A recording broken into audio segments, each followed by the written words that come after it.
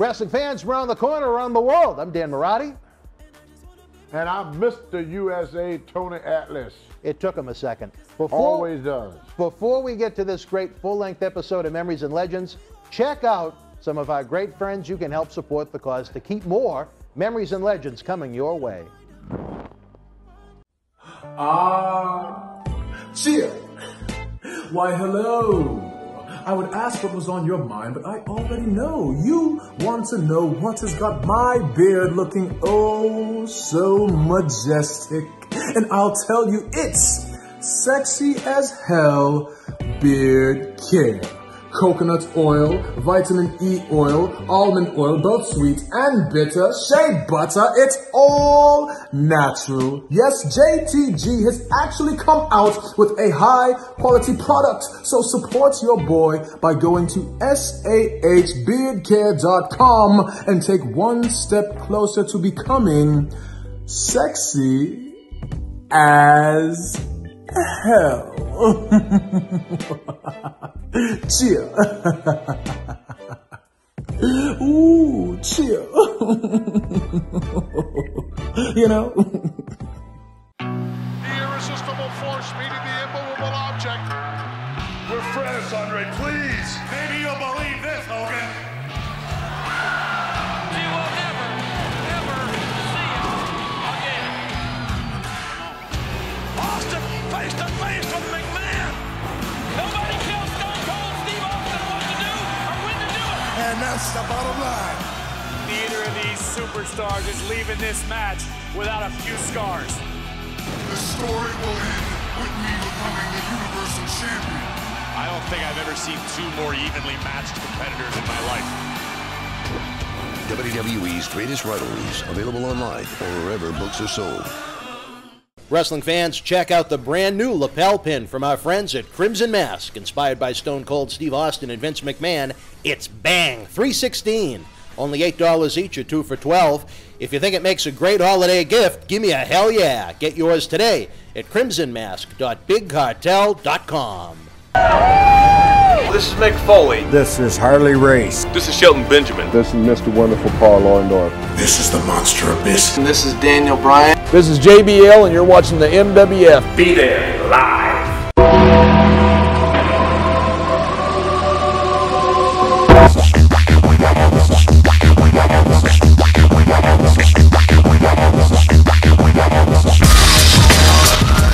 Wrestling fans around the corner, around the world. I'm Dan Maurice, along with a man that he's always a big fan of Waitangi Day down in New Zealand. A man that likes to go down under, so to speak, Mr. Dave Carter. What's up, everybody? How's it going? Yeah, sure. Whatever you say. We have so much big news this week, we needed a third episode. This is out of control. Absolutely. I love it.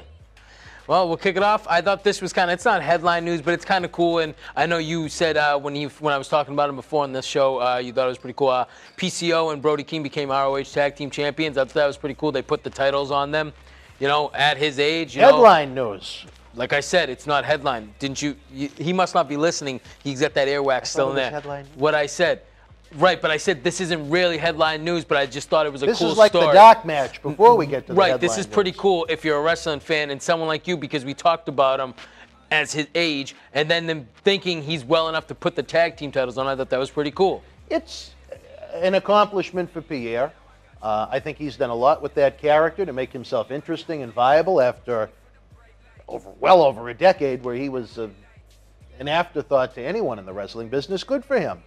Ring of Honor right now, I think, is going through a major transition period. To me, there isn't all that much that's appealing about what they're doing right now. But, you know, good for Pierre.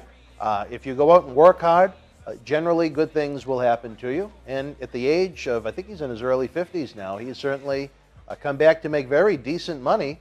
Back with Ring of Honor right now, working kind of a part-time schedule. I think tip of the cap to the man. Absolutely. Now we'll move on to some headline news. Real news. Some real good stuff.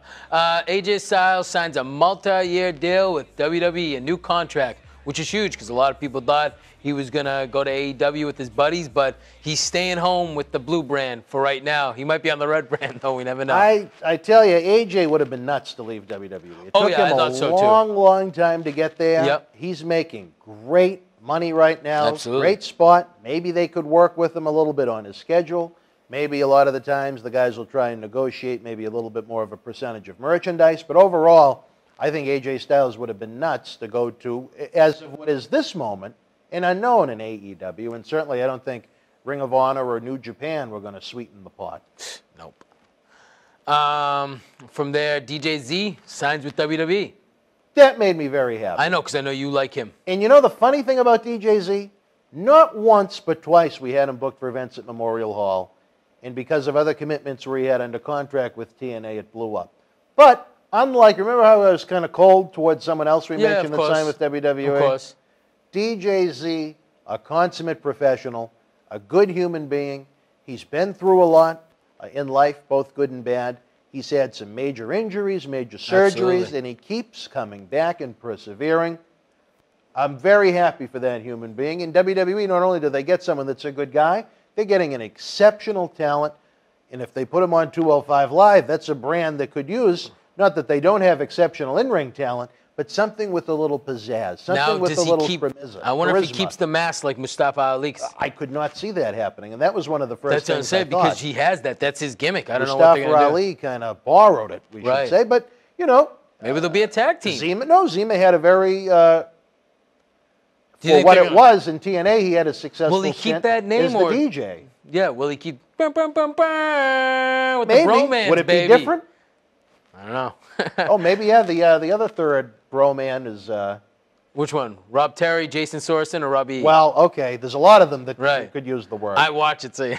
There you go. No, I have high hopes for his success. Right. And hopefully someday we can finally have him on one of our events. Absolutely. But I'm sure he doesn't want that. He wants Vince's money, not mine. I thought this was kind of funny. WWE sent out a tweet wishing EC3 happy birthday, and he responded with, "Thanks, catering was delicious."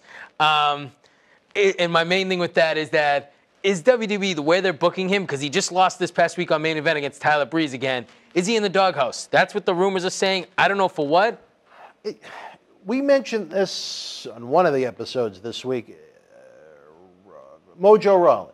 It's just, right now isn't the time to focus on him. Apparently, they didn't feel like they had anything major for EC3 at WrestleMania. Why throw him out there? Well, that's what You're either going to have him as an enhancement guy losing, or you're going to put him in a position that doesn't mean anything headed into the big event. He's lost to some undercard talent on, what's the internet show called? Superstars?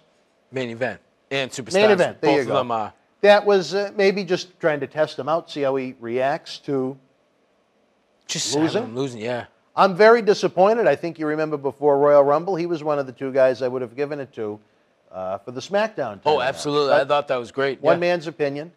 He has not looked great since coming into WWE, but he has been given lousy material. He looks great. He's just not booked great. One thing I seen too, and this is opinion. It's not like it's gonna happen, but do you think he should fight Cena at WrestleMania? Like if you were to book that, like EC3? Yeah, no. If there was a storyline, do you think that would have been kind of cool for him to fight John Cena? I'm not saying now. I'm saying if they did a storyline. I think it would have been good for him to work anybody on the top of the card. I think what they're doing now is every week that they don't do something with him, they devalue him. Right. And it's going to be harder for them to build him back up again. I just feel like with Cena not having anything in EC3, they could have done something there. Maybe since he's on the Raw brand and Cena was on the Raw brand. Well, I don't know, because like we always talk about. He's a free agent. Yeah, he's a free. He can go to anywhere. But you know what I'm saying? I just didn't know back if they should have done something. I'm obviously not saying now. I'm saying they could have done something with it. But whatever. The ship has sailed on it for this year. But could that have been a match? Sure. Yeah.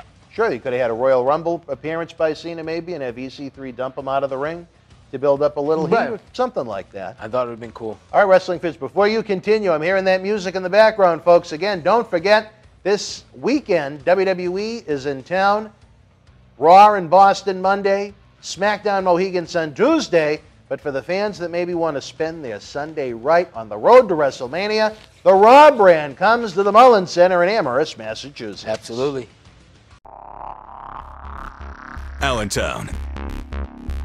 This Monday, March 25th, WWE Live returns on the road to WrestleMania as AJ Styles, Kevin Owens, and Daniel Bryan clash for the WWE Championship in an anything goes triple threat match. Plus, Asuka battles Charlotte Flair for the SmackDown Women's Championship in an epic battle. And don't miss Rey Mysterio, Jeff Hardy, Samoa Joe, and The New Day. It's the WWE Live Road to WrestleMania tour this Monday, March 25th. Tickets are available now. see the moments. Generation X invades WCW. You'll always remember. Like never before. Occupy Raw has taken over. With Raw, the first 25 years, packed with rare photos, profiles of your favorite superstars, and so much more. From the very first Raw to the 25th anniversary, it's the ultimate guide to WWE's flagship show. Raw, the first 25 years. Available now. All right, wrestling fans, welcome back. The road to WrestleMania, I can't get enough. I can't get enough.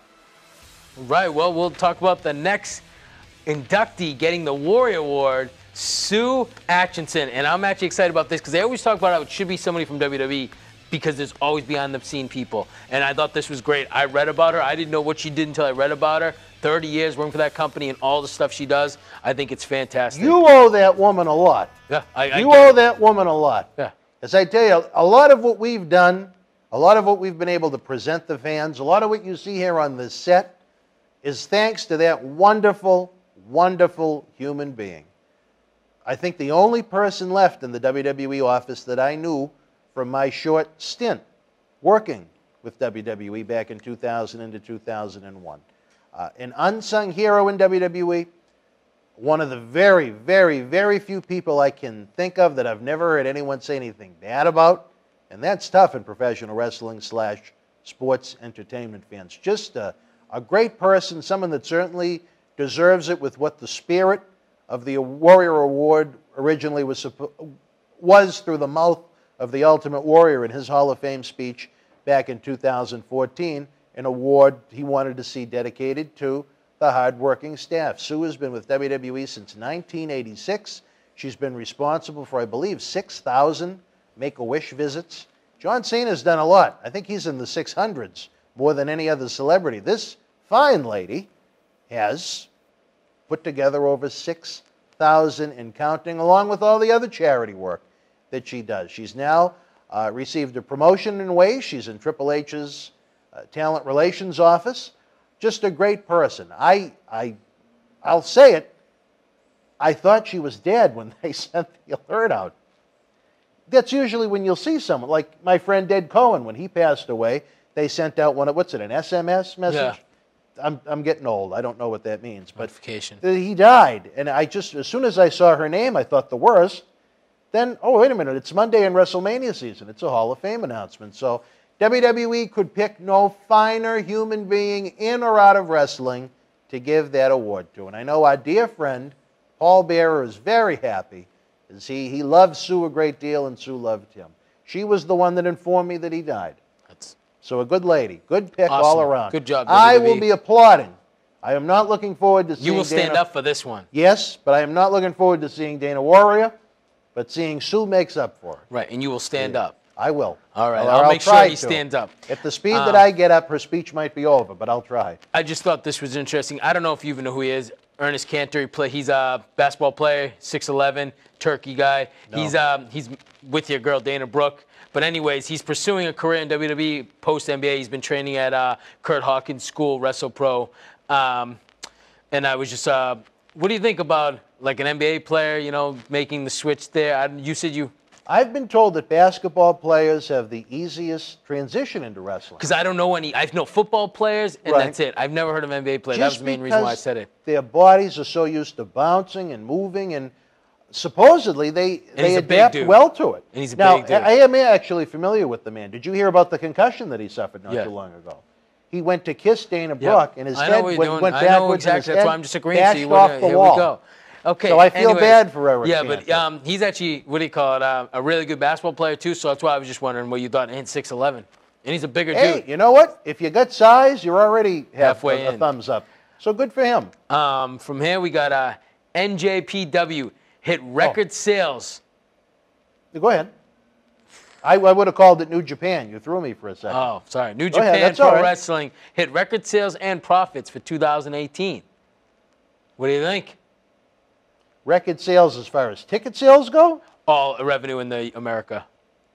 Oh, well, they didn't start running shows in America until a couple of years ago. Right, but I'm just saying, because you know how you're always like, it's dead, nobody cares, blah, blah, blah, no one buys the prescription service, nobody gives a shit. So I just thought that was interesting. Because we have these side texts that you guys don't know about, but he's always talking about how, no one cares, nobody cares. I am happy that it is increased instead of decreased. Right. As far as it being a viable mainstream product here in the United States, it's got a long way to go. Oh, yeah, but it's a start.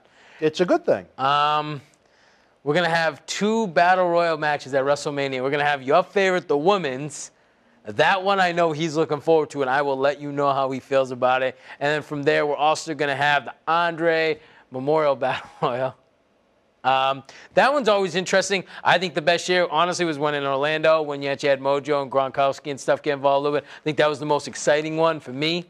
I think when they've had it on the main show, it has a little bit more value. And how many times has it been on the main show? Once? That was it. I think Orlando. No, that was on the pre-show. Was it on the? Yeah. Are you sure? I think the only one that was on the main show was the very first time, right? No, that was on the pre-show too. Oh, I think it was. I'm always there, so I don't even know. How do you even tell? Dallas. It was in the middle of the event. That's true. The year Corbin won it. Yeah, I mean, I'm always there, so I never know the difference. But yeah, I guess so. Oh yeah, it's called you know a why? Clock, believe you it know or why? Not. That's how you can tell the difference. That's the problem. Is he looking at the clock when he's there? Tell me something. How many fans would want to be there not looking at the clock? Wrong person going to WrestleMania when right you there. You have it getting over at 12:30. I'm looking at the clock. Exactly. Terrible fan. Anyways, the last bit of news we have is Adam Rose retires from the world of professional wrestling, and I know this one hits him hard. Leo Kruger, I don't know. You go ahead, take it away. Go ahead, look into that camera and tell him how you feel. I'm unfamiliar with Leo Kruger. I am familiar with Adam Rose, and unfortunately for the gentleman that portrayed him, he was Adam Rose, which was the road to nowhere. He should have dressed up as a rosebud and danced off with the boxes of French fries and everybody else that was decorated to come out. A horrible character, kind of a catchy theme song. What No Way Jose did in a previous lifetime to be given a character in this life that somewhat resembles Adam Rose, it must have been vicious. No Way Jose must have done some serious jail time in a previous life to be given the reincarnation of Adam Rose's character in WWE in 2019.